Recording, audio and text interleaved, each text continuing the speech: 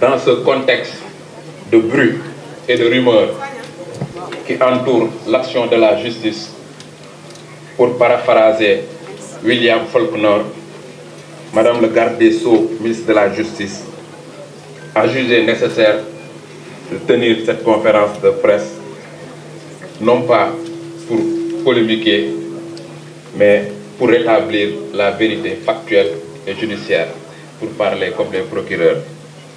Ainsi, le programme de cet après-midi se déroulera comme suit. Madame le garde des Sceaux, ministre de la Justice, va faire son mot introductif en guise de propos liminaire. Ensuite, on prendra les questions et à la fin, elle fera une synthèse en wolof. Mesdames et messieurs les journalistes, je vous invite, c'est une invite, à éviter les répétitions et à poser des questions CCP, courtes, claires et précises.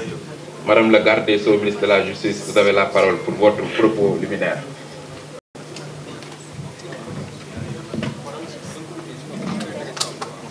Merci Ibrahima. Mesdames, Messieurs les journalistes, permettez-moi à l'entame de cette conférence de presse de vous remercier très chaleureusement d'avoir bien voulu répondre à notre invitation pour cette séance de communication que, au nom du gouvernement, la chancellerie, c'est-à-dire le ministère de la Justice, organise cet après-midi.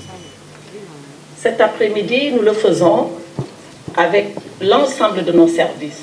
Et vous l'avez constaté, sont avec moi ici présents Monsieur le ministre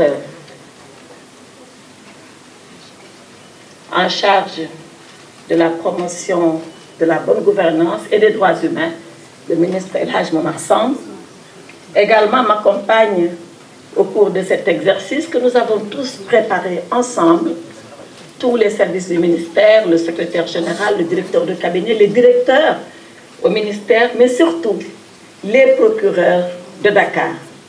Et je voudrais signaler ici, pour les remercier, la présence de Monsieur le procureur général près la Cour d'appel de Dakar, de Monsieur le procureur près le tribunal de grande instance de Dakar et de Monsieur le délégué du procureur près le tribunal de Pékin. Voilà donc les personnalités qui m'ont aidé à préparer cette conférence de presse que nous vous destinons pour apporter le maximum d'éclairage, tant que cela est possible, à l'endroit de l'opinion sur l'activité judiciaire de ces derniers jours. Et c'est une activité, vous le savez, qui est très fournie. Voilà donc le prétexte qui sert à cette conférence de presse. Qu'avons-nous fait ces derniers jours au plan judiciaire qui a justifié autant de commentaires, autant de prises de position, peut-être autant de malentendus volontaires que nous voulons, par cet exercice, éclaircir. Et je tiens à le dire parce que depuis mon arrivée à la tête du ministère de la Justice, de par la confiance de son Excellence Macky Sall, président de la République, c'est bien la première fois que je me livre à cet exercice. Alors, je vous demanderai votre clémence. Peut-être que je ne répondrai pas à tout, même si j'en ai envie. En tout cas, retenez ce qu'il y a de mieux dans mes propos. Et si par mégarde, il m'arrivait de dire des choses qui ne seraient pas peut-être tout à fait convenables à vos yeux, vous m'en excuserez à l'avance. Donc, voilà ce qui sert de prétexte à cette conférence. Maintenant, quel est le contexte? Une fois le prétexte dit. Le contexte, c'est qu'ici au Sénégal, nous sommes dans un moment politique très intense. Nous sommes dans un moment politique où les prises de position, où les commentaires, où les décisions, où les actions sont regardées, pesées, sous-pesées et jugées à l'aune des circonstances et de la situation politique. Parce que la situation, elle est importante. J'allais même dire, elle est grave, pas dans le sens où c'est dangereux. Elle est grave dans le sens où c'est une situation politique qui est solennelle. Le Sénégal doit se choisir un président de la République. Et pour cela, peut-être avant cela, mais surtout à cause de cela, nous avons eu une scène politique particulièrement agitée. Elle a été tellement agitée qu'elle a failli, je dis bien elle a failli, porter atteinte à notre stabilité sociale et nationale. Est-ce que je peux demander à ceux-là qui bavardent derrière de ne pas me déconcentrer, s'il vous plaît? Merci. Donc, je reviens au contexte politique, qui est un contexte politique très chargé, et vous le savez déjà. Et le président de la République, partant du constat que notre stabilité politique et sociale devrait être sauvegardée au prix de tout, parce que c'est la chose que nous avons en commun, et c'est la chose la plus chère que nous partageons et que nous avons en commun. Le président de la République a décidé, à l'occasion du Conseil des ministres tenu le 7 février, et vous en avez fait déjà le commentaire, a décidé de donner instruction au garde des Sceaux que je suis pour prendre, et je le cite, toutes les mesures nécessaires afin de pacifier l'espace public. Voilà quelle a été la mesure ou l'instruction que Monsieur le Président de la République a confiée au garde des Sceaux que je suis. Et cela vient conforter déjà ce que nous étions en train de faire comme travail. Rappelez-vous, j'ai pris service comme garde des Sceaux le 9 octobre, où le professeur Ismaël Madior Fall m'a passé les services. On était d'ailleurs au ministère des Affaires étrangères. Rappelez-vous alors de ce que j'avais dit. J'avais dit à l'époque que 2 sujets m'importent et que j'allais y travailler avec ardeur et avec conséquence. La première, c'est d'abord de désengorger les prisons.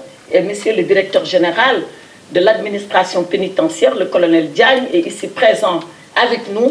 Et ensemble, lui et les procureurs, depuis ce jour 9 octobre, nous y travaillons sans relâche. Comment faire de telle sorte que nos prisons soient désengorgées.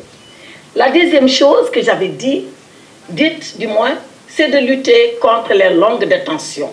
Et le procureur général de Dakar, le procureur de la République, le délégué du procureur de Pikine sont là pour le témoigner, ainsi que tous les directeurs qui sont au ministère de la Justice. Pour rappel, et vous étiez là encore, au mois de décembre, le 21 décembre, nous avons tenu ici à Dakar la conférence nationale des parquets où tous les procureurs du Sénégal, et je profite de cette occasion pour saluer et renouveler ma confiance à l'ensemble des parquetiers du Sénégal, tous les procureurs généraux, celui de Dakar qui est ici présent, mais également celui de Kaolack, celui de Saint-Louis, celui de Tambacounda, celui de Saint-Louis, je l'ai dit, Tambacounda, et celui de Ziguinchor, de les saluer tous et de les féliciter ensemble avec leurs procureurs pour le travail remarquable qu'ils sont en train de faire dans l'application de la politique pénale telle qu'elle a été définie par le chef de l'État. Donc, je reviens à cette conférence nationale de tous les procureurs du Sénégal, dont le thème, rappelez-vous, était les longues détentions, la lutte contre les longues détentions. C'est pour vous dire, mesdames et messieurs les journalistes, que ce que le président de la République nous a demandé de faire dans une adresse solennelle à l'occasion du Conseil des ministres du 7 février, nous étions déjà en train de le faire et nous avions déjà commencé à le faire. Depuis le 9 octobre, ensuite le 21 décembre et enfin le 7 février venant de Monsieur le Président de la République.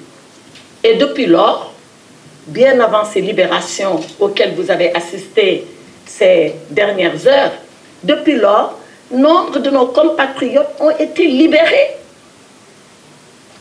Il se trouve que cette libération, peut-être, ou ces libérations ont été beaucoup plus massives. Mais depuis lors, nous sommes sur cette cadence de libérer les Sénégalais en donnant des conditions beaucoup plus douces que la détention, c'est-à-dire le contrôle judiciaire, la mise en liberté provisoire, le port du bracelet électronique et les libérations conditionnelles s'il se trouvait qu'ils étaient déjà condamnés et qu'ils étaient en train de subir la peine de prison qui leur avait été infligée par le juge. Donc c'est pour vous dire que la volonté d'apaiser l'espace public est une ancienne volonté. Elle date d'avant octobre, mais surtout octobre. Elle date surtout de novembre, quand les parquetiers ont décidé de cela autour de moi et autour du ministre El Hadj Momar Samb, mais elle date enfin de façon beaucoup plus solennelle par cette décision de Monsieur le Président de la République lors du Conseil des ministres du 7 février.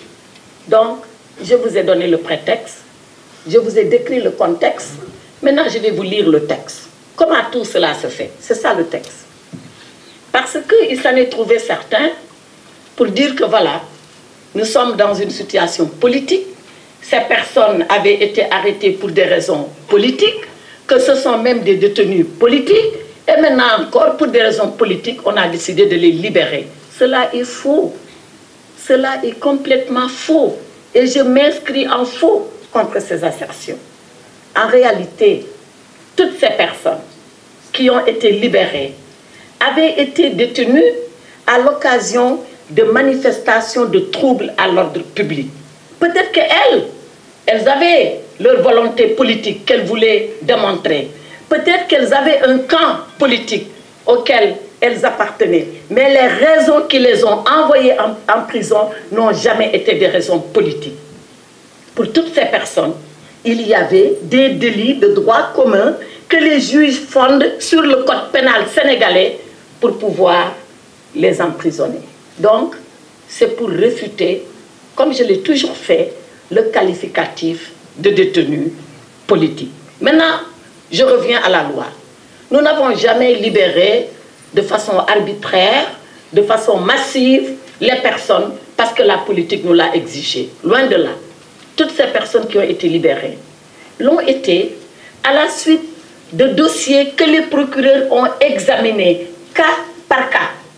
Il n'y a pas eu de porte ouverte ou de façon massive, on a dit aux gens maintenant, ça n'est terminé, vous pouvez rentrer chez vous. Cela n'est pas vrai. Chaque dossier a été étudié. Les procureurs ont dit ils ont étudié le profil pénal de la personne. Ils ont pesé la gravité des actes qui ont conduit cette personne en prison. Et ils se sont dit, pour cette personne-là, oui, je pense que pour aller dans le sens de l'apaisement souhaité par le président, nous pensons qu'elle mérite d'être libérée. Donc, il n'y a jamais eu de libération massive, il n'y a jamais eu de libération à la tête du client. Et tout cela, nous le fondons sur le code de procédure pénale qui permet au procureur de la République, lorsqu'il pense que la personne mérite de bénéficier d'une liberté provisoire, de ne même pas attendre son avocat. Il peut le faire lui, le procureur. Il est l'avocat de la société.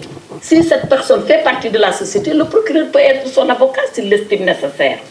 Je le dis parce que j'ai vu quelqu'un dire, moi, mon avocat m'a dit que je pouvais être libéré le 7 mars.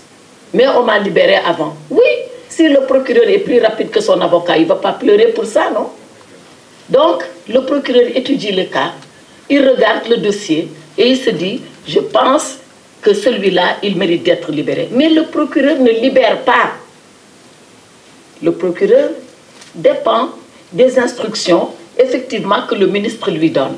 Mais quand on a fini de donner les instructions, à qui s'adresse le procureur? Il s'adresse à un juge d'instruction qui, lui, ne reçoit pas mes ordres. Je ne peux pas. Qui, lui, est indépendant et autonome. Si le procureur lui dit, monsieur le juge, je vous demande la libération de monsieur X, le juge demande, regarde, est-ce que monsieur X mérite d'être libéré? S'il mérite d'être libéré, alors il le libère. S'il ne mérite pas d'être libéré, il dit au procureur, je refuse la demande que vous m'avez adressée. Ce monsieur restera en prison, malgré que vous, procureur, vous l'avez demandé. Voilà comment marche la loi pénale au Sénégal.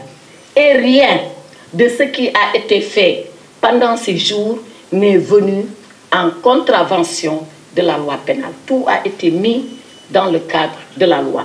Apaisement, oui, mais apaisement en respectant nos procédures, en respectant nos lois, parce que le Sénégal est un État de droit et est un État qui marche selon la loi et qui lui-même est sous le coup de la loi. Donc, comme j'ai réfuté les arrestations arbitraires, je voudrais de la même hauteur réfuter les libérations arbitraires.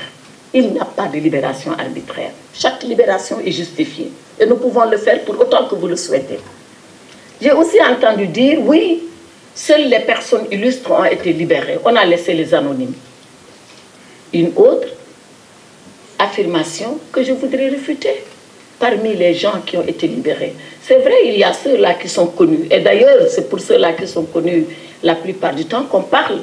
Mais il y a beaucoup d'anonymes. Parce qu'on ne fait pas le distinguo entre une soi-disant vedette, une personne connue et une non connue. La seule chose qui nous importe, c'est les éléments objectifs figurant au dossier qui méritent que la personne soit libérée. Je rappelle que ces libérations sont des libertés provisoires. Ce n'est pas encore tout à fait fini. Et je tiens à le rappeler.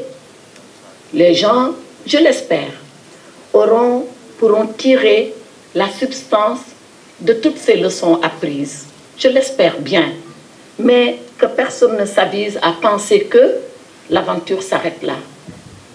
Les juridictions vont continuer leur travail parce que c'est de leur devoir et de leur responsabilité que de le faire. Donc ce sont des libertés provisoires. Je le dis parce que beaucoup se sont dit, mais on va être indemnisé parce qu'on a été injustement emprisonné. Ils ont été emprisonnés, oui, injustement, non.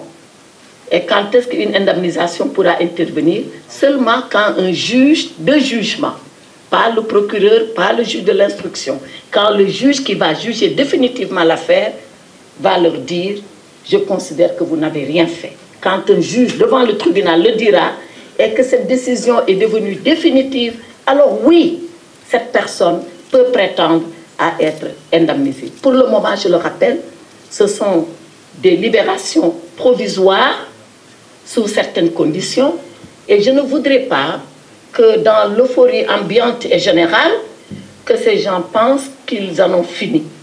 Je souhaite qu'ils en terminent avec la justice, mais ils n'en termineront que lorsque le jugement définitif sera intervenu. Alors, pour finir mon propos liminaire, je voudrais encore rappeler, et je ne le rappellerai jamais assez, que le Sénégal est un État de droit, où la loi s'applique. Elle s'applique parce que nous devons garantir l'ordre public. Et qui garantit l'ordre public? L'ordre public est garanti par l'État au travers de ses services. Ces services, c'est la justice, d'abord.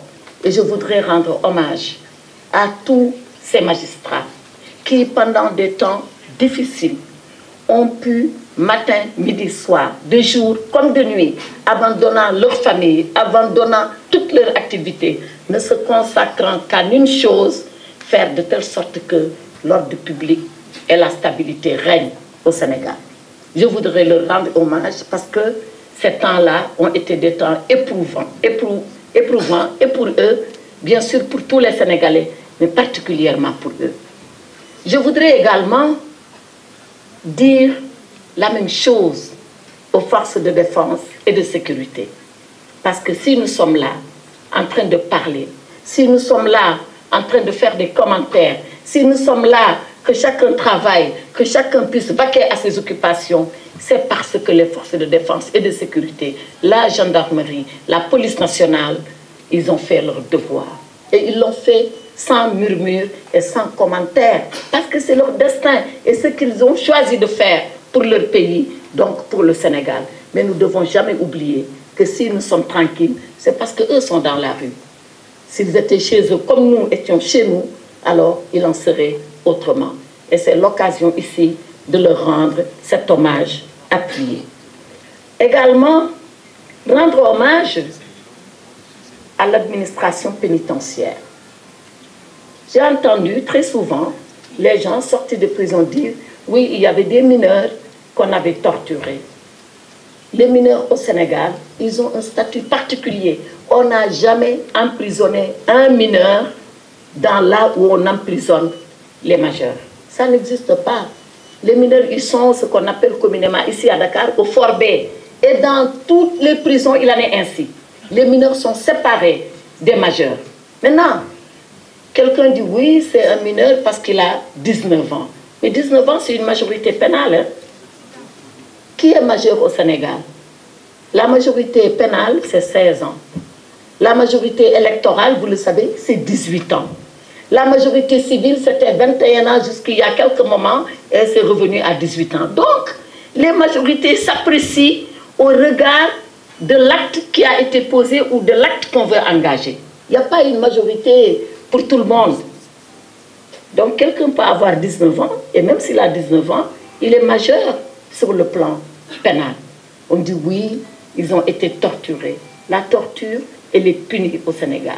Elle est condamnée au Sénégal. Et j'ai ici, dans mes documents, lorsqu'il s'est avéré par extraordinaire, et ça c'est des cas rares, où on a vu l'administration pénitentiaire torturer un prisonnier, quel qu'il puisse être, où nous sommes intervenus pour sanctionner et de la façon la plus sévère, et j'ai tous les documents à votre disposition. Donc, rendre hommage à l'administration pénitentiaire, qui fait un travail extraordinaire et dans des conditions difficiles.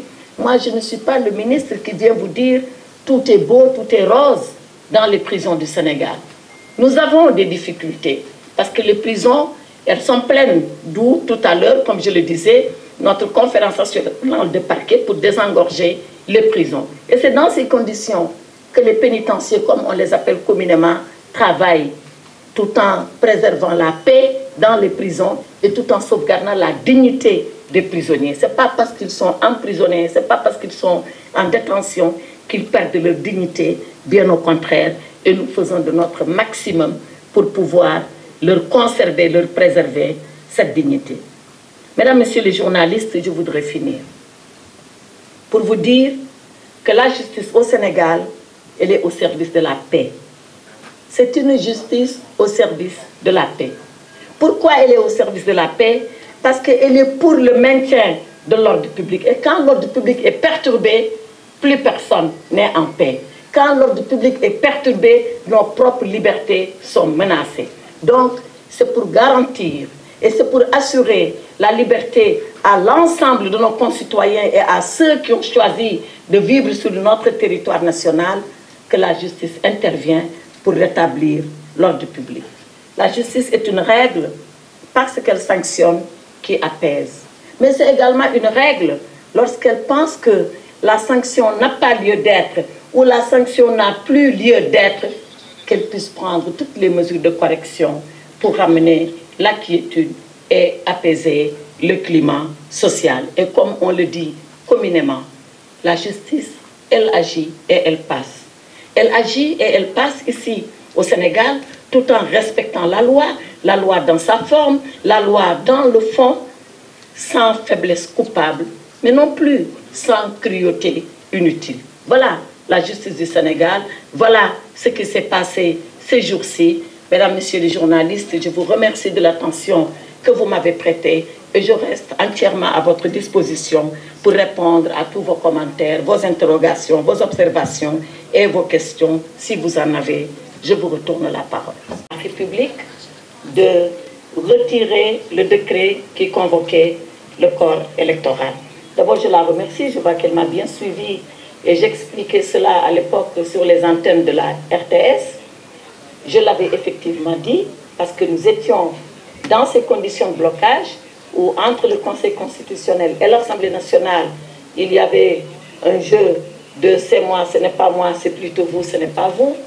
Et le président de la République, en sa qualité de garant du bon fonctionnement et du bon fonctionnement régulier des pouvoirs publics. C'est une responsabilité constitutionnelle du président de la République. Or, à l'époque, rappelez-vous, il l'avait dit lui-même, il ne pouvait donner injonction ni à l'Assemblée nationale, qui est un pouvoir souverain, ni au Conseil constitutionnel, qui est aussi un autre pouvoir souverain, et il a décidé de laisser le libre jeu des constitutions, des institutions.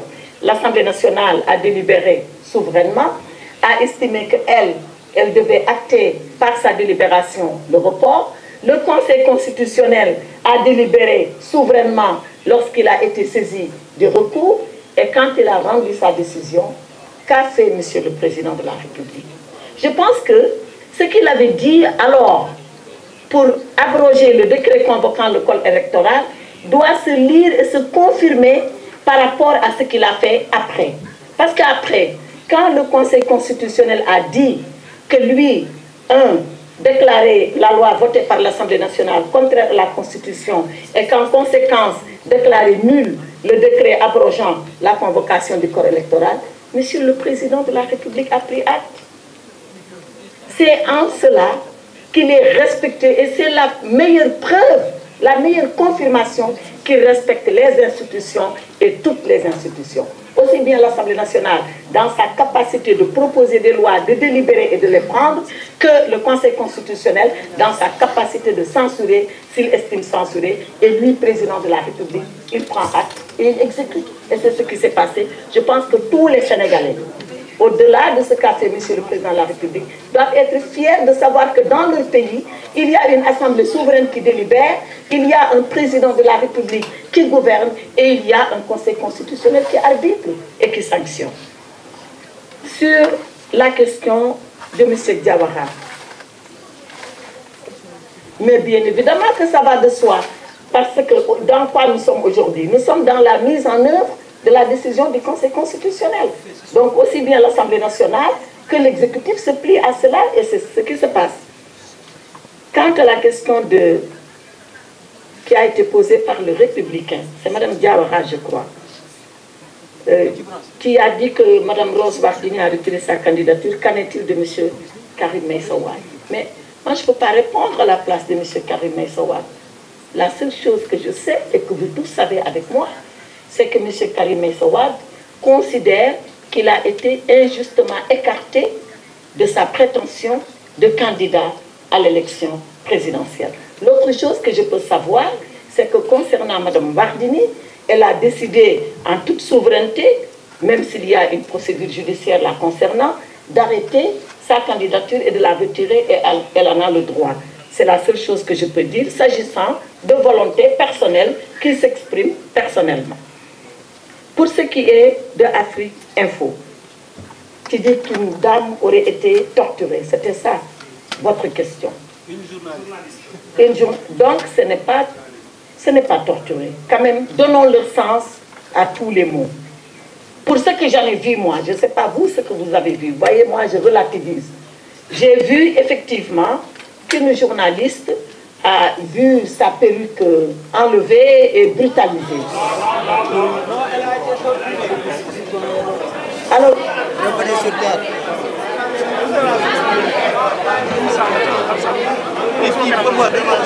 oui, attends. Merci d'écouter. S'il vous plaît, s'il vous plaît. Je pense que, s'il vous plaît, je pense que j'ai eu la courtoisie, et écoutez bien quand je parle, parce que vous, quand vous me posez les questions, moi j'écoute. Écoutez bien.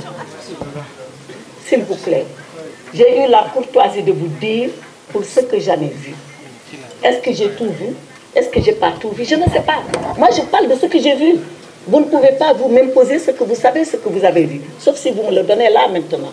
Moi, ce que j'ai vu, parce que c'est des images qui ont circulé, j'ai vu qu'il y avait une jeune femme, journaliste, je suis d'accord avec vous, qui a été violentée parce qu'on a tiré sa perruque et on l'a poussée dans un car de police. C'est ce que j'ai vu. Je ne dis pas que c'est ça qui est vrai. Entendons-nous bien. Mais ne serait-ce que ça, pour moi, je pense que l'agent de police n'aurait pas dû le faire, ou l'agent de gendarmerie. Je suis d'accord avec vous. Mais c'est des situations, quand elles arrivent, on doit savoir le pourquoi et donner la mesure de correction. Et je suis convaincue, aujourd'hui, je suis convaincue que la hiérarchie de la gendarmerie ou de la police est en train de regarder ce cas. En tout cas, dans le gouvernement du Sénégal, il faut le savoir, nous n'acceptons pas que les gens soient brutalisés. Encore moins des journalistes, on peut s'entendre là-dessus. Vous venez avec vos badges, vous venez avec vos gilets de journalistes et on vous laisse faire votre travail. Maintenant, il arrive de temps en temps qu'il y ait des incidents. Ce n'est pas la première fois ayons la hauteur, et vous et nous, de régler l'incident d'abord, ensuite de le dépasser.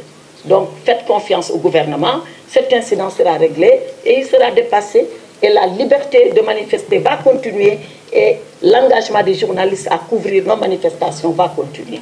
Je vous remercie. Maintenant, et comme je l'ai dit, la torture, elle est bannie au Sénégal. Elle est bannie, elle est condamnée. Et les auteurs de torture sont sanctionnés. Et c'est tous les jours. Je ne parle pas pour le plaisir de le dire. J'ai des documents à l'appui de ce que je vous dis. Maintenant, notre ami Massali de Libération, qui demande est-ce que l'exilé de retour va être interpellé. La seule chose que je peux dire, c'est que le Sénégal, c'est encore un état de droit. Je viens de vous rappeler tout à l'heure, dans mes propos liminaires, que ceux-là qui ont été relâchés, entre guillemets, ils bénéficient de liberté provisoire. Ils ne sont pas encore définitivement jugés et relaxés. Ils bénéficient de liberté provisoire. Donc c'est pour vous dire que la loi, elle va s'appliquer. Dans quel sens? Je ne sais pas, c'est aux juges qui vont juger de le dire. Par contre, la vocation de tous les mandats d'arrêt au Sénégal, c'est qu'ils s'appliquent et qu'ils soient exécutés, quelle que puisse être la personne.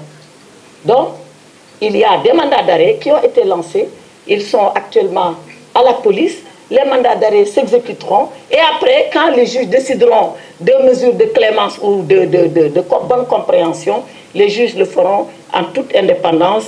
Il ne me revient pas d'apprécier. La seule chose que je peux dire, c'est que la loi elle a vocation à s'appliquer au Sénégal, et elle s'applique erga omnes, à l'endroit de tout le monde. Est-ce qu'il y a une sanction administrative pour abandon de poste? Je ne sais pas ce qu'il en est. Je sais qu'il y a juste un dossier disciplinaire qui relève du ministère de la fonction publique, qui lui aussi à son tour appréciera, comme moi le ministre de la Justice, j'apprécie quand il en est question des procédures ou du droit en général. Dernière question, c'est celle qui m'a été posée par le représentant de l'AFP. Qu'en est-il? Est-ce qu'il y a une liberté provisoire qui se prépare pour Bassirou? Madame, vous voulez parler? D'accord. Pour Bassirou Diomaye Faye et pour M. Ousmane Sonko. La seule chose que je peux dire les concernant, c'est que ce que nous sommes en train de faire, comme je l'ai dit, on ne le fait pas de façon massive comme ça, pour notre bon vouloir ou à la tête du client. Nous le faisons, je l'ai dit, parce qu'il y a des dossiers qui s'apprécient au cas par cas en fonction des éléments objectifs qu'il y a dans le dossier. Pour le moment, c'est là où nous en sommes. Est-ce que nous aurons encore un autre lot de dossiers à apprécier objectivement et à voir ce que nous allons faire? Certainement que oui. Mais quand je dis oui, ça ne veut pas dire libération de tout le monde, ça veut dire encore libération au cas par cas. Tout est possible selon la loi, tout est possible selon la procédure, tout est possible selon les éléments qui figurent au dossier. Voilà, je pense avoir répondu aux 5 premières questions. Ils sont combien? Non, vous demandez la parole et on vous la donne et vous posez la question. On va prendre le deuxième lot de 5 questions. 344 personnes ont bénéficié, je précise encore, de liberté provisoire. Il en reste à peu près 272, puisque c'était 500 et quelques qui étaient sous ces conditions. En tout cas, ici à Dakar, je ne parle pas des régions, où la même chose est en train d'être faite. C'est-à-dire, examen au cas par cas, est-ce que les conditions sont requises pour une liberté provisoire, et demander au procureur de demander la mesure au juge d'instruction, qui, s'il l'accepte, mettra en œuvre. Ibrahim. On va prendre un deuxième lot de 5 questions. Est-ce que le candidat Bassirou Diomaye Faye va être consulté? C'est bien cela. Monsieur le Président de la République a décidé de convier les acteurs, mais pas seulement les acteurs politiques, également les forces vives du pays à un dialogue. Et ce dialogue, je ne sais pas qui répondra. C'est une décision volontaire pour pouvoir répondre à ce dialogue-là. Je n'en connais pas encore les termes de référence. Il appartiendra à Monsieur le Président, aux acteurs de ce dialogue, d'en définir les termes de référence et les sujets à discuter. Donc, je ne veux pas m'étendre sur cela. Mais est-ce que Bassirou Diomaye Faye ira au dialogue? Il y a deux conditions à cela. Qu'il soit libre et qu'il accepte. Voilà les conditions. S'il est libre et qu'il accepte, il sera au dialogue. Quand est-ce qu'il sera libre? J'y ai répondu tout à l'heure. Si on estime que les conditions de son dossier, parce qu'encore une fois, et je reviendrai là-dessus et je voudrais insister, ce n'est pas parce qu'on est en prison que tout de suite on doit dire oui, oui, oui, je vais être libéré. Je l'ai dit, les procureurs apprécient au cas par cas. Donc, c'est ça que je peux répondre sur cette question-là. S'il est libre et s'il veut aller au dialogue. Madame Diop de Las, pourquoi nous décidons de décrisper l'espace politique maintenant? Moi, je vais au-delà de l'espace politique, je dis l'espace social. Je l'ai rappelé tout à l'heure dans mon propos introductif. Et je dois souligner, pour répondre à cette question, et avant même d'y répondre, que ceux-là qui ont été libérés, que ce ne sont pas les manifestants de 2023, il y en a aussi de 2021. Donc la décrispation, elle concerne tout le temps que l'espace a été crispé. Et justement, parce qu'il a été crispé pendant longtemps, depuis 2021, encore 2023 et un peu 2024, qu'on s'est dit c'est peut-être le temps de nous arrêter. Et nous arrêter parce qu'on va à une échéance majeure. Choisir un président de la République dans un pays, ce n'est pas n'importe quel moment. Donc ce qu'on peut se permettre de faire pendant les autres temps, on ne peut pas jouer à cela pendant le temps du choix de la personne qui incarne la clé de voûte des institutions, qu'est le président de la République. Donc tout ça, il faut le dire, il faut l'assumer et il faut avoir le courage de dire que c'est comme cela. Donc, c'est ce qui s'est passé en 2021, en 2023, qui nous amène en 2024 à poser cet acte-là parce que nous sommes dans un temps politique exceptionnel qui est le temps du choix du président de la République. Est-ce que Bassirou Diomaye Faye aura une liberté provisoire? J'y ai suffisamment répondu. Je vous ai dit que les libertés provisoires, et d'ailleurs je signale que lui, son avocat avait déposé, et je pense que c'est la question que vous avez posée, les procureurs ont apprécié, s'ils sont opposés, son avocat a fait appel, comme le droit lui permet de faire appel, les juges à la chambre d'accusation, ils apprécieront. Mais les libertés, ce ne sont pas des libertés arbitraires, ce sont des libertés fondées et articulées sur des éléments objectifs qui figurent au dossier, que les procureurs apprécient et que les juges finalement sanctionnent en décidant oui ou non s'ils libèrent ou s'ils ne libèrent pas. Pour Madame Absakan, même chose, quand est-ce que M. Ousmane Sonko sera libéré? Il y a deux façons d'être libéré. Et tout ça revient en une seule manière. La première façon, c'est quand votre avocat dépose une demande de mise en liberté provisoire et le juge apprécie. La deuxième manière, c'est quand le procureur lui-même, qui avait demandé que vous soyez sous mandat de dépôt, estime que vous n'êtes plus dans les conditions du mandat de dépôt et qu'il adresse dans ce sens-là, sans être saisi par qui que ce soit, il estime objectivement que maintenant c'est le temps de le faire parce que les conditions sont réunies, il saisit le juge et il demande au juge de le faire et tout ça, c'est les juges qui apprécient et qui le font de façon souveraine. Monsieur Moussangom de la Maison des reporters, où en sont les enquêtes? Oui, bonne question. Les enquêtes sont en cours et elles sont en train de se dérouler, y compris encore les 3 derniers décès qu'on a eus en 2024. À Saint-Louis, il y a une enquête. À Ziguinchor, il y a une enquête. À Dakar, il y a une enquête. Et quand ces enquêtes-là sont menées, d'ailleurs le ministre n'intervient pas. Dès l'instant où le procureur est au courant, automatiquement c'est lui qui ouvre une enquête. C'est à ce niveau-là. Moi, je n'ai pas besoin de prendre le téléphone, de dire à un procureur, ouvrez une enquête, encore moins de lui demander le contraire. Quand il rend compte, il dit, voilà ce qui s'est passé, voilà malheureusement, il y a eu un cas de décès, 1, autopsie, 2, enquête, et c'est automatique, et c'est en train d'être fait. Dernière question de LCI Express. Vous aurez appris que... D'abord, pourquoi les 500? Mais les 500, parce que c'est 500 et quelques manifestants qui ont été, à la suite de ça, mis sous mandat de dépôt à Rebeuss. Moi, je n'ai pas inventé les 500. Les 500 étaient en train de perturber l'ordre public pour une raison, pour une autre. On les a pris par les forces de l'ordre, on les a déférés, on les a envoyés en prison. Et c'est sur eux, sur ce lot-là, que 300 et quelques ont bénéficié d'une liberté provisoire et il reste 200 et quelques. Moi, je ne dis pas que tout le monde va sortir, mais en tout cas, on est sur le temps de la stabilité, de la pacification de l'espace politique et social. Et nous sommes en train d'étudier, si rien ne s'oppose à ce qu'ils soient libérés, ils seront libérés. Est-ce qu'il s'agit d'une relaxe? Je le dis et je le répète, c'est non. La relaxe, seul le tribunal peut la prononcer. Il faut qu'ils aillent en jugement pour être relaxés. Pour le moment, ils bénéficient de ce qu'on appelle une liberté provisoire, avec des conditions, en espérant, comme je l'ai dit tout à l'heure, que toutes les leçons auront été tirées, apprises et tirées, et qu'on n'aura pas encore à revenir sur des décisions qu'on avait prises pour apaiser le climat politico-social au Sénégal.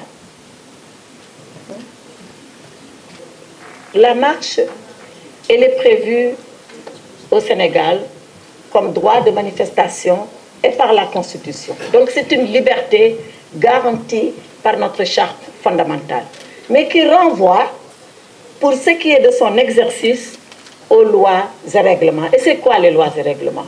C'est lorsque le ministère de l'Intérieur apprécie pour dire j'ai suffisamment de forces de l'ordre pour encadrer la marche, je pense que les choses sont calmes et bien tenues, bien encadrées, donc la marche peut se faire sans que cela ne porte préjudice aux citoyens paisibles qui, eux, ne marchent pas. Parce qu'il faut savoir que le ministère de l'Intérieur, comme je le dis tout le temps, c'est le ministère des paradoxes. Autant il est le ministère qui garantit les libertés, mais autant il est le ministère qui garantit l'ordre public. Et l'équilibre que l'État a à trouver, c'est toujours entre laisser toutes les libertés s'exercer tout en maintenant l'ordre public en ordre, excusez-moi, de la répétition. Et quand le ministère de l'Intérieur apprécie et se rend compte que l'exercice de la liberté peut entraver d'autres libertés en perturbant l'ordre public, alors il dit, je ne peux pas laisser passer cette marche-là. Mais si toutes les marches étaient comme la marche de samedi dernier, vous pouvez me garantir que, ou je peux vous garantir que, toutes les marches seraient autorisées. Mais est-ce que vous êtes sûr que toutes les marches se terminent comme la marche de samedi dernier, Barry? Est-ce que vous pouvez me donner cette garantie? Mais voilà quelle est la responsabilité de l'État. C'est de jauger chaque situation, de voir ce qui peut en découler pour les autres citoyens qui ont décidé librement de ne pas marcher, qu'ils ne subissent pas de dégâts sur leurs biens, qu'ils ne subissent pas de dégâts sur leurs personnes, qu'ils ne soient pas entravés eux-mêmes dans leur liberté d'aller et de venir. Voilà ce qu'un État sérieux, et le Sénégal est un État sérieux, mais sur la balance, avant d'apprécier, avant de dire vous ne pouvez pas ou vous pouvez. Est-ce qu'un candidat en prison ne laisse pas une mauvaise image pour la démocratie du Sénégal? La démocratie du Sénégal ne souhaite d'ailleurs qu'aucun politique, encore moins du niveau où il peut être un candidat, ne soit en prison. Aucun. Mais il faut savoir que le candidat, il était déjà en prison avant d'être candidat. Il ne faut pas oublier ça.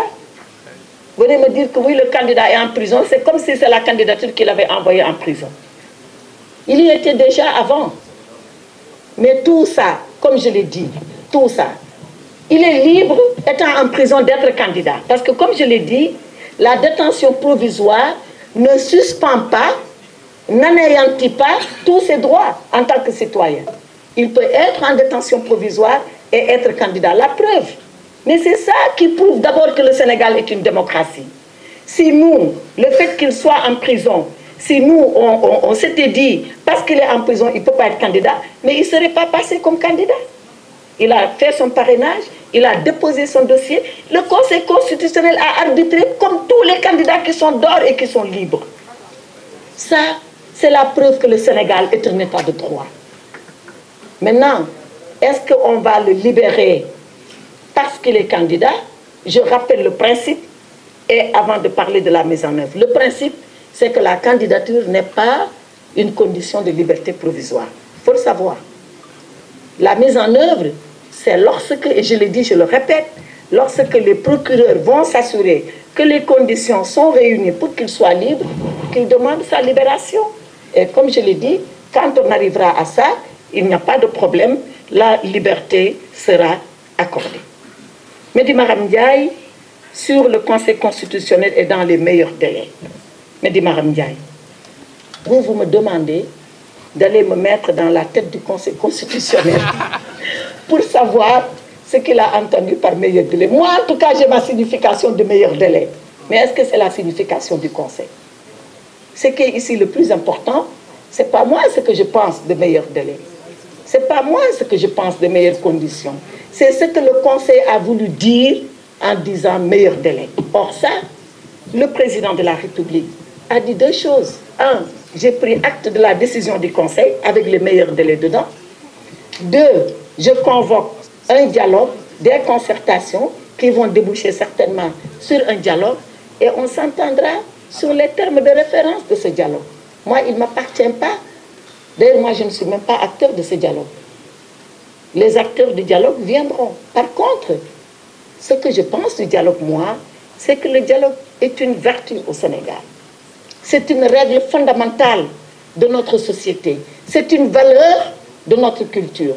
Et que chaque fois qu'on a appelé à un dialogue, moi, en tout cas, acteur politique, j'ai répondu à ce dialogue-là, quels que puissent être les auteurs, les circonstances et le cadre dans lequel ce dialogue devait se dérouler. Donc, moi, si j'ai quelque chose à dire d'un point de vue personnel, c'est de recommander à tous ceux-là qui sont appelés d'aller répondre à ce dialogue, parce que c'est comme cela que la démocratie du Sénégal s'exerce. Je le dis toujours, la démocratie, ce n'est pas des règles. Sinon, les règles, elles sont universelles, tout le monde les connaît. C'est surtout les acteurs, de ce qu'ils pensent de ces règles-là, de ce qu'ils pensent aller au-delà de ces règles-là, pour pouvoir être ensemble et continuer ensemble à faire vivre le Sénégal, sa politique et sa démocratie. Voilà le sens du dialogue auquel Monsieur le Président a été appelé. Mais c'est quoi meilleur délai? J'ai ma définition. Est-ce que c'est celle du Conseil? Je ne sais pas. Est-ce que ce n'est pas celle du Conseil? Je ne sais pas. Les acteurs, différents acteurs conviés, diront eux, c'est quoi leur entendement du meilleur dialogue, du meilleur délai, et à ce moment-là, on verra à quoi le Sénégal sera jugé pour la prochaine élection présidentielle. Monsieur Sy de l'agence de presse sénégalaise, qui m'a posé une question piège, me dit, est-ce que ceux qui ont été libérés sous caution, combien ils sont et combien sont ceux qui sont sous bracelet électronique? Ça, c'est aller dans le détail des libérations. On pourra vous donner les statistiques si vous les voulez. Mais pour le moment, ce que je peux dire, c'est qu'il y a 300 et quelques qui ont été libérés ici à Dakar. Il y a 200 et quelques qui attendent, peut-être d'autres encore même qui attendent ici, parce que leur cas n'est pas lié au cas des manifestations. Pour, comme je le disais tout à l'heure, aller dans le sens de désengorger les prisons, aller dans le sens de lutter contre les longues détentions. Donc tout cela est ensemble. Il nous faut peut-être une étude beaucoup plus méticuleuse pour savoir qui a eu le bracelet, qui a eu la liberté provisoire, en tout état de cause. Comme on dit, bracelet yo, liberté yo, c'est liberté provisoire. C'est pas relax, c'est pas relâche. Donc, on parlera après. Madame Adam Diatta de Wart demande, est-ce qu'il y a d'autres libérations? Est-ce qu'il va y avoir d'autres libérations?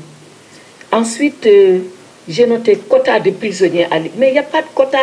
C'est-à-dire, si on parle en termes de quota, comme je l'ai dit, c'est comme si nous, on faisait des libérations Yamaner, à la tête du client. Il n'y a pas de libération Yamaner. Il n'y a pas de libération à la tête du client. Toutes les libérations, elles ont été étudiées, elles ont été posées sur la table et de façon objective, avec des éléments objectifs.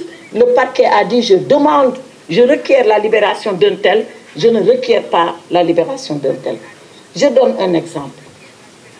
si la personne a commis un crime. Vous vous rappelez de quand l'université a été brûlée? Ce n'est pas l'université qui avait été brûlée, c'était la bibliothèque de l'université. C'est des images, je crois, qui ont choqué tout le monde, et dans le monde entier.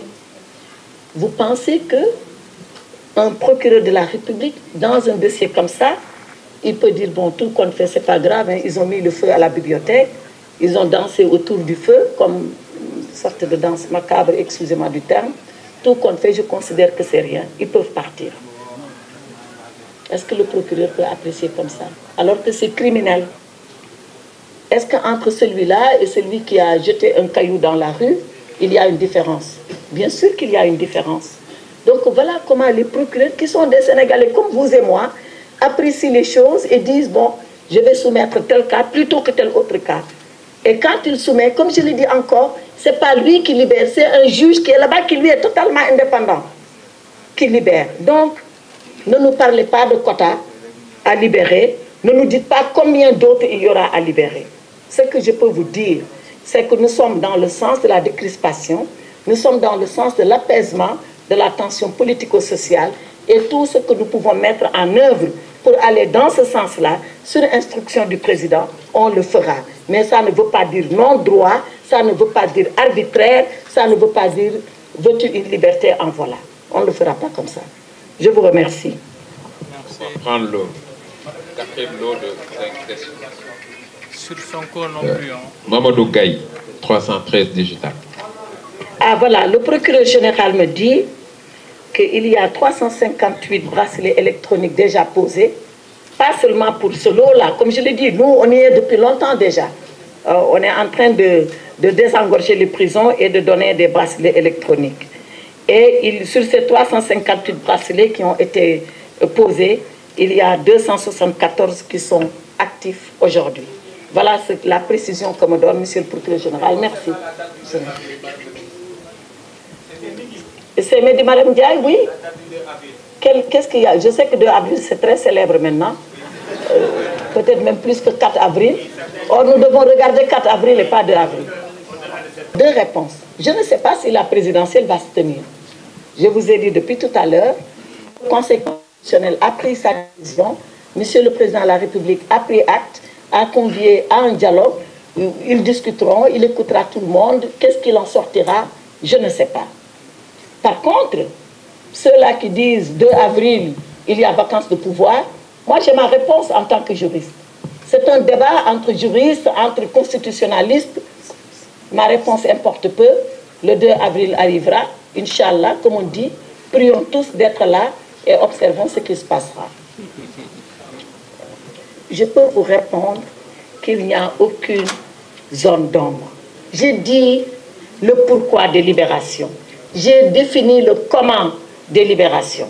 Le pourquoi, je vous ai dit, c'est dans le sens, comme nous l'a instruit Monsieur le Président, c'est dans le sens, comme nous-mêmes on avait pensé le 9 octobre quand on prenait service, c'est dans le sens, comme les procureurs généraux et les procureurs ont pensé quand on faisait la conférence nationale des chefs de parquet, c'est dans le sens de lutter contre les longues détentions, de désengorger les prisons et d'apaiser le climat politique. C'est dans ce sens-là que nous avons agi et nous ne sommes pas cachés pour agir. C'est au vu et au su de tout le monde parce que les décisions, elles sont expliquées et elles sont justifiées. Donc, il n'y a aucune zone d'ombre. Maintenant, l'instruction n'est pas épuisée. Vous avez raison et tort. Vous avez raison dans la mesure où, en général, on attend que l'instruction se termine pour dire on libère. Et là, il y a des cas où l'instruction a commencé, elle n'est pas terminée. Mais il est possible de libérer même quand l'instruction n'est pas terminée. Il est même possible, avant même de commencer l'instruction, que le juge dise, bon, je vous connais, vous êtes Ngone Salou, vous habitez telle adresse, vous êtes journaliste, vous avez les capacités de représentation en justice, je n'ai même pas besoin de vous arrêter, je vous laisse partir chez vous. Donc, être libre ou être libéré peut dépendre du niveau de l'instruction, mais peut ne pas dépendre. C'est de la souveraine appréciation du juge qui a le dossier. Donc, il n'y a aucune zone d'ombre, encore une fois, pour répondre définitivement à votre question, tout se fait dans la transparence et dans la légalité. Monsieur Sagna de Kéoulou, qui me dit qu'on a refusé d'exécuter des décisions de justice par l'agence judiciaire. Je voudrais apporter une précision et que tout le monde le comprenne. L'agence judiciaire de l'État, qui est un haut magistrat, qui est bien sûr un haut fonctionnaire, il faut le savoir, ne dépend pas du ministère de la Justice. Curieusement, c'est pour ça que tout le monde se trompe d'ailleurs, il dépend du ministère des Finances. Première précision pour M. Sagna. Deuxième précision, lui, il arrive en tant qu'avocat de l'État pour plaider contre l'État dans les dossiers où l'État est parti. S'il estime que les décisions qui ont été rendues pour lui ne sont pas exécutoires parce qu'il y a des procédures qui suspendent leur exécution, mais il est libre d'en apprécier ainsi. Il est libre, appréciant ainsi, de faire les recours et de dire, tant que mon recours n'est pas fini, je n'exécute pas la décision. Et qu'est-ce qui va se passer? C'est des problèmes d'interprétation de la règle. Les uns disent non, c'est quand même exécutoire. Les autres disent non, ce n'est pas exécutoire. Qui tranche? C'est finalement le juge et qui donne ce qu'on appelle, qui fait œuvre de jurisprudence. Mais avouez quand même que c'est pour la première fois au Sénégal qu'on était confronté à ce genre de situation et surtout accepter que pour ce genre de situation, que chacun se défende jusqu'au bout et qu'on laisse les juges décider. Donc, c'est ce qui s'est passé pour la décision de Ziguinchor et pour la décision de Dakar. Maintenant, M. Abdel Nasser.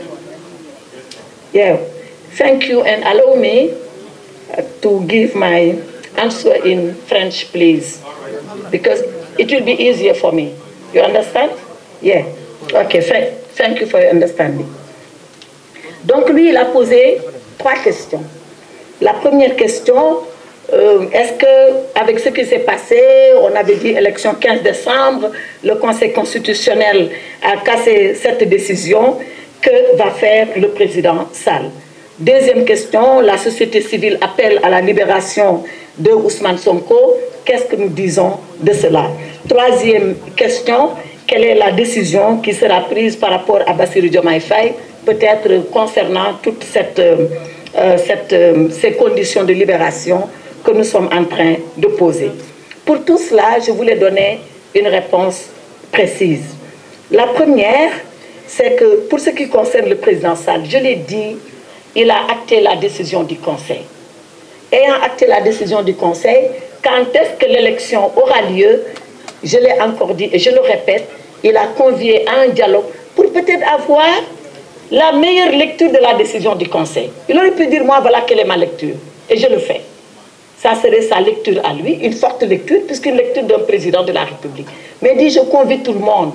Je veux avoir la meilleure lecture et une fois qu'on aura la meilleure lecture, dans les meilleurs délais, l'élection présidentielle aura lieu. La société civile appelle à la libération de Ousmane Sonko. Oui, elle a le droit, comme elle aurait d'ailleurs pu, mais surtout dû, appeler peut-être à la libération de tout le monde. Mais comme je l'ai dit, nous apprécions au cas par cas et nous verrons quels sont réservés à tous ces appels et même à ceux pour lesquels il n'y a pas d'appel parce que c'est des anonymes et nous traiterons les dossiers de façon objective, comme je l'ai dit, sans parti pris aucun, mais bien évidemment sans y mettre de l'arbitraire. Quelle décision pour Bassirou Diomaye Faye? La même chose que pour les autres. Je l'ai dit, être candidat n'est pas une condition de liberté provisoire.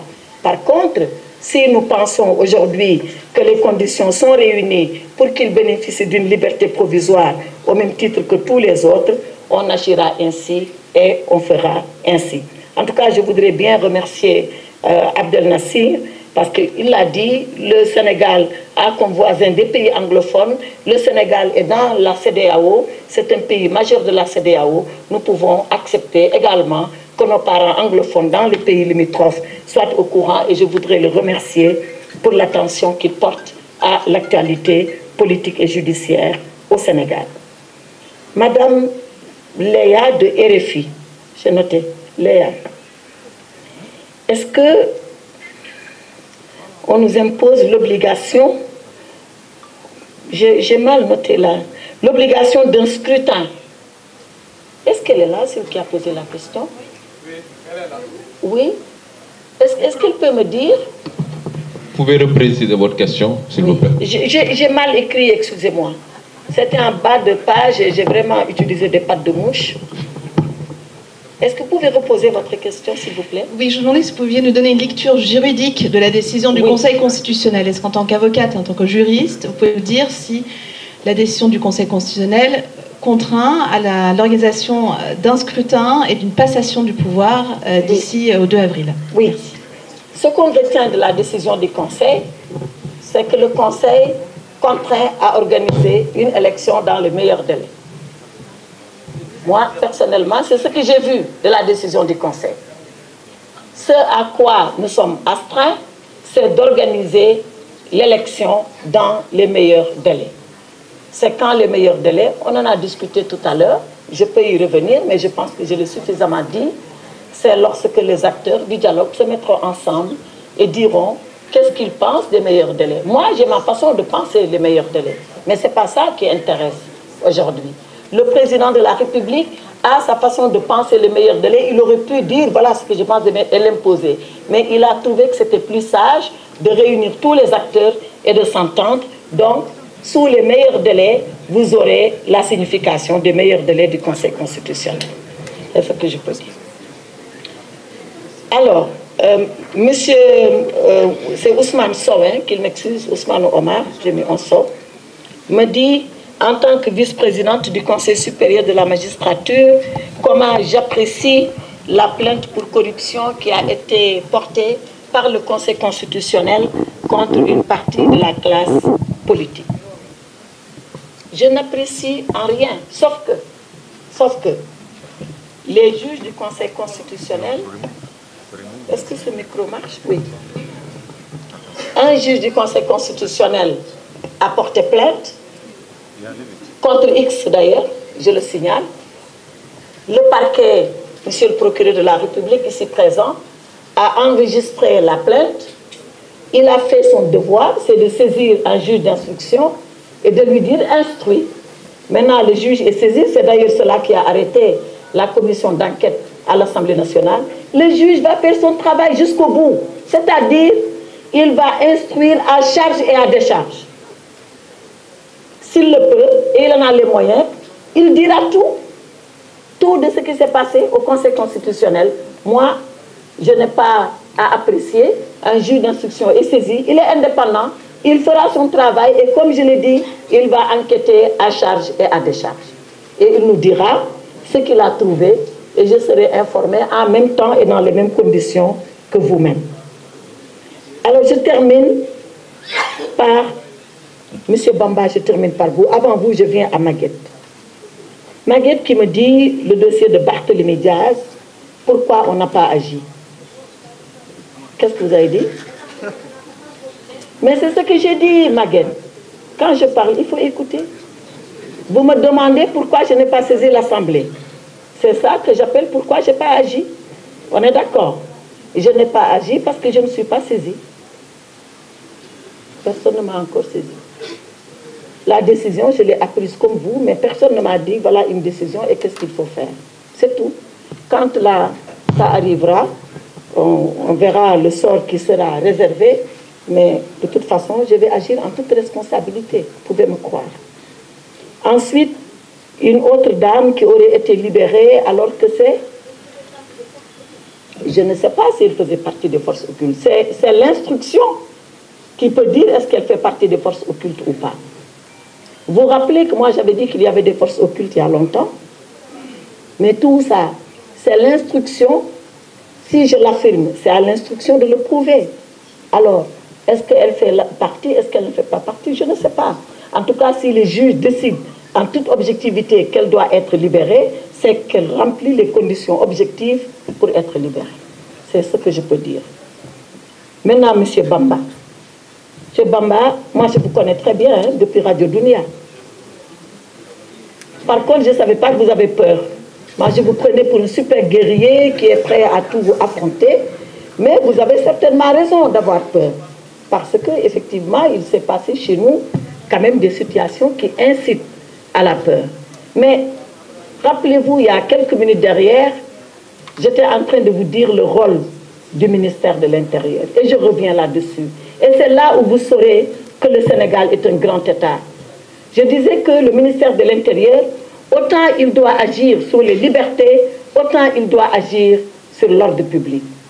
Quand vous voyez, comme vous avez dit, tous ces véhicules, tous ces engins pour assurer l'ordre public, mais en même temps, de notre côté, quand les personnes méritent d'être libérées aussi, on les libère. Et la responsabilité de l'État, c'est de préserver les deux. À la fois la liberté des citoyens, de leur garantir leur liberté et de garantir la tranquillité et la sécurité aux autres.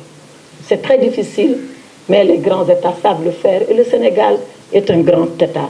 Donc, M. Bamba, ce que je peux vous dire, nous restons vigilants. Nous restons vigilants malgré ces libérations, mais nous pensons que nous devrions les faire et nous les avons faites. Maintenant, tout le reste dépendra de comment nous, les Sénégalais, nous voyons notre pays et nous voyons la stabilité de notre pays. En tout cas, nous, comment on le voit, c'est que nous devons vivre dans un pays apaisé. Nous devons vivre dans un pays réconcilié.